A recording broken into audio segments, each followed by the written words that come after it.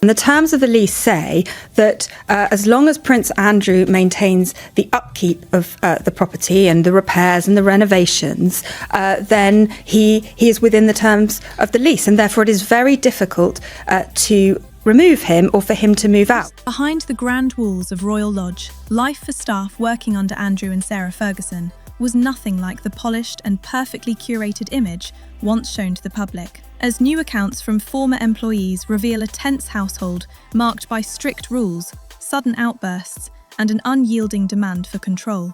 Before we begin, make sure you hit that subscribe button, because what you're about to hear reveals the shocking truth behind the Royal Lodge scandal, secrets the palace never wanted the world to know. Let's uncover what really happened behind those locked doors.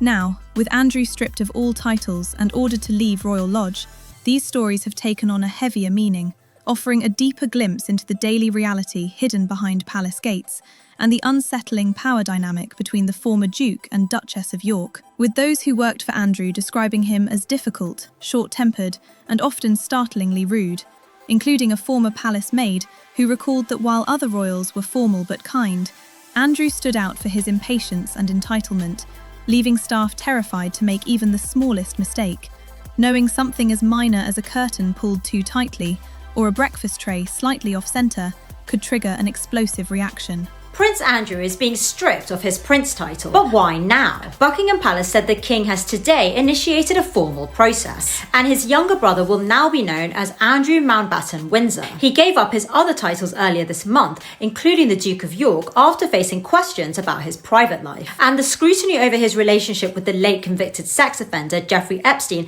has only intensified in recent weeks. In a recent posthumous memoir, Virginia Giuffre repeated claims that as a teenager, she had sex with Andrew on 3 separate occasions. He has always denied the claims. Also this month, emails from 2011 re-emerged showing Andrew in contact with Epstein months after he claimed their friendship had ended. In today's statement, the palace expressed their support for victims of any and all forms of abuse. Andrew is still 8th in line for the throne, according to Buckingham Palace. But as well as losing his prince title, he will also leave his 30-room Windsor mansion, Royal Lodge, and move to the royal estate in Sandringham, paid for by the king. Andrew is understood not to have objected to the decisions, but it is hard to imagine that he had much choice. A former aide described him as volatile, adding, "You could hear him shouting before you saw him," and even his former protection officers reportedly noticed the same arrogance that made him exhausting to deal with, and a temper that erupted over the smallest details, with Andrew enforcing his own set of rules that were far stricter and more unusual than anyone expected.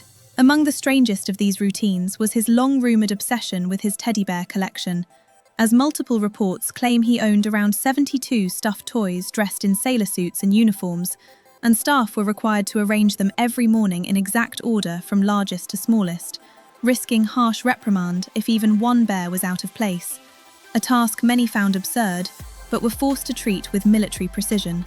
Queen's released this really kind of humorous book in a way, talking about, the lives of the staff at the palaces. What is it really like being, a maid or a butler to a member of the royal family? And unsurprisingly, some of the kind of craziest stuff in there was about the staff who worked for the Duke of York. Making matters worse, new employees reportedly had to undergo training simply to learn how to arrange the bears correctly, with a laminated diagram kept beside his bed, showing the precise placement of every toy.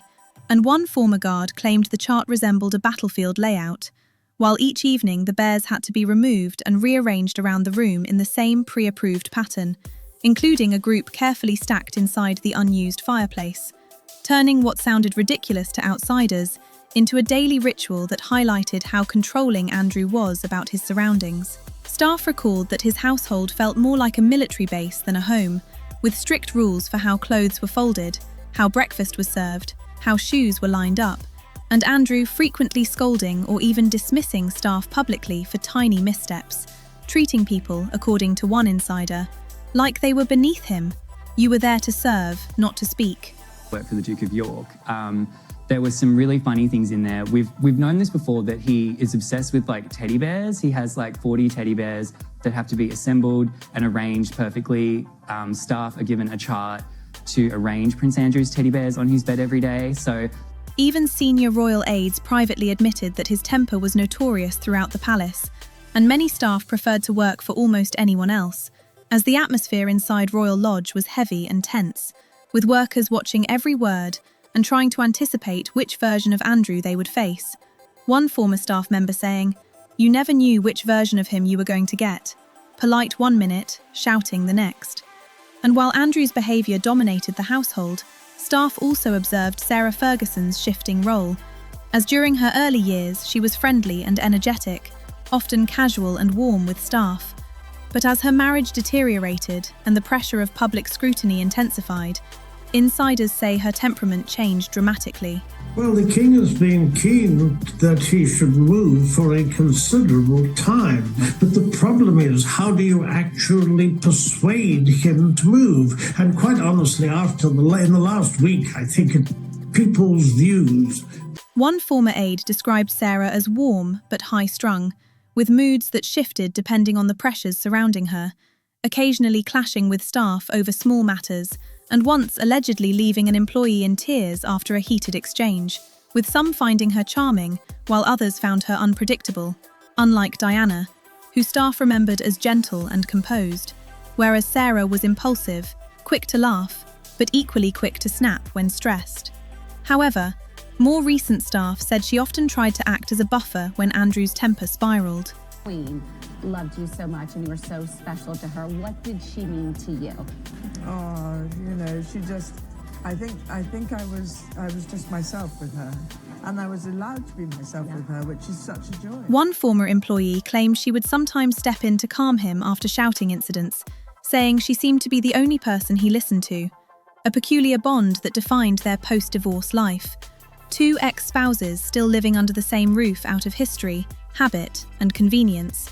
But that unusual arrangement is now collapsing, as after losing all remaining honours and privileges, Andrew Mountbatten-Windsor has been ordered to vacate Royal Lodge and relocate to a smaller private residence on their Sandringham estate, while Sarah, who sold her £4 million home believing she would remain at Royal Lodge indefinitely, will not be joining him and must make her own living arrangements for the first time in years. The money, at one stage you had $40,000 cash sitting in front of you. Did you take it? Absolutely, yes. And it was given to me and I got it in the car and then returned it straight away. Once the scandal broke? As soon as I knew it was a scandal, not once. According to one insider, she is quietly devastated, as Royal Lodge was her safe place and final link to royal life, and for the first time in nearly 2 decades, the former couple will live apart, with Andrew heading to Norfolk and Sarah searching for a new home.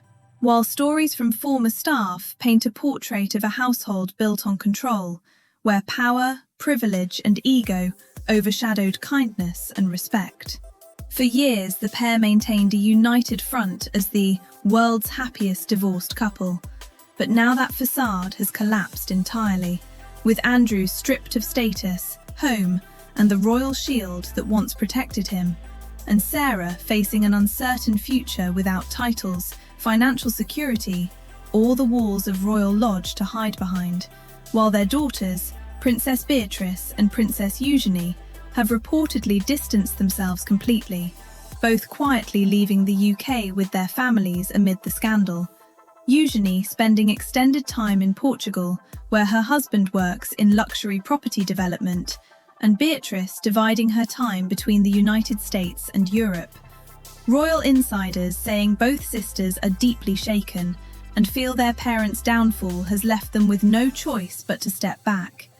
As the House of York fractures further, each member moving in a different direction, the fallout continues to grow, leaving the public to question what the unravelling of the former Duke and Duchess of York truly means for the future of the Windsor family. If this deep dive into the downfall of the House of York surprised you, tap like, subscribe, and drop your thoughts in the comments. Should Andrew and Sarah face harsher consequences, or has the Royal Lodge story changed your view of them forever? Your engagement helps me bring you more untold royal stories every day.